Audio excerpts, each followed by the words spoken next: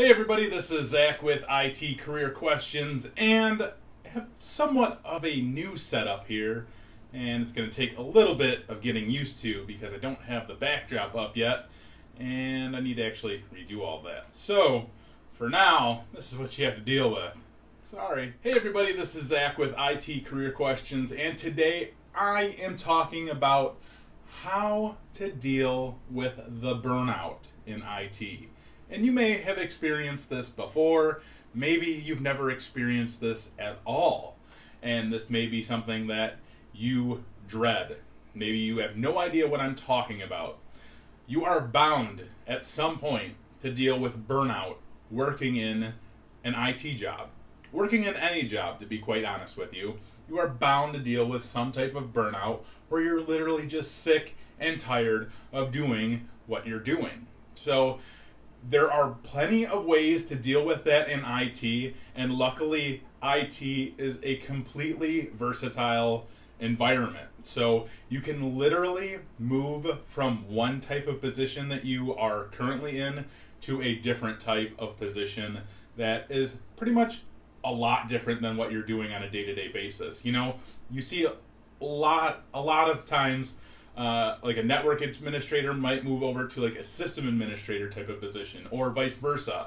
There's lots of system changes that happen like that, or you move from like a tech position to some type of analyst position. There's lots of changes like this that happen in IT because it's so versatile. You can know lots of different systems and lots of different things about IT, and you can literally move around constantly. That's the great thing about IT. A lot of the management and people that are above you don't really understand how IT works to the fullest. So when you are applying for different jobs and newer jobs, you might have this experience behind you in a role that is very specific to the things that you've been doing. So say you've been doing a help desk job for a long time and you want to apply for some type of analyst job, and this analyst job specifically covers a specific set of softwares that you have to deal with, right? Which you would have to deal with as a help desk, right? But really this analyst position is really software only, right? It's really kind of unrelated, but it's very related at the same time. And you might not understand this because until you get into a business environment, it'll all make sense, I promise. But management and HR, they don't really understand that. They don't see, how that all makes sense and how that all comes together. So you will more than likely have a high chance of, getting at least an interview at some type of job like that. So I hope that kind of makes sense because I'm just trying to relay the fact that getting into IT, there's so much versatility in it. There's so much room to move around. So dealing with burnout, it's going to happen. It's bound to happen at some point. But just know that you can move around. If you don't want to work in IT, then don't work in IT. If you literally get sick and tired of working on computers on a day-to-day basis, just stop doing it. I mean, there's literally nothing that I can say that could literally make you want to work a job when you are literally sick and tired of doing it. I would love to sit here and give you a motivational prep, talk on, it's great, it's the best thing in the world, and you need to do it because of this and this and that. But at the end of the day, when you are completely burned out and you come home every single day, sick and tired of your job and sick and tired of the things that you're doing, at what point is it worth it to keep doing that? There's not a lot of things that anybody can say to make it completely worth it. You can move to a different type of position. You can, find a new job in IT, of course.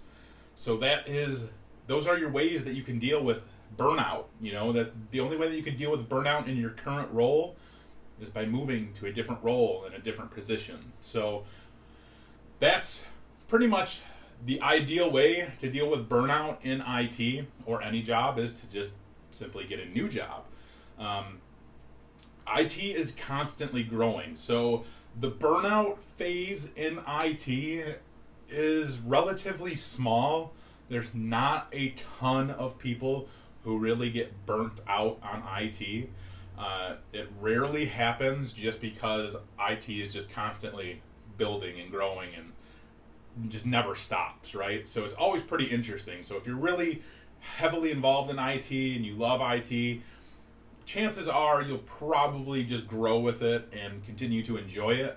But if you're really stuck at just the same position, that's where the burnout happens. So just know that you are versatile. You can move around. You can move up. You can just move, lateral. It's not a big deal.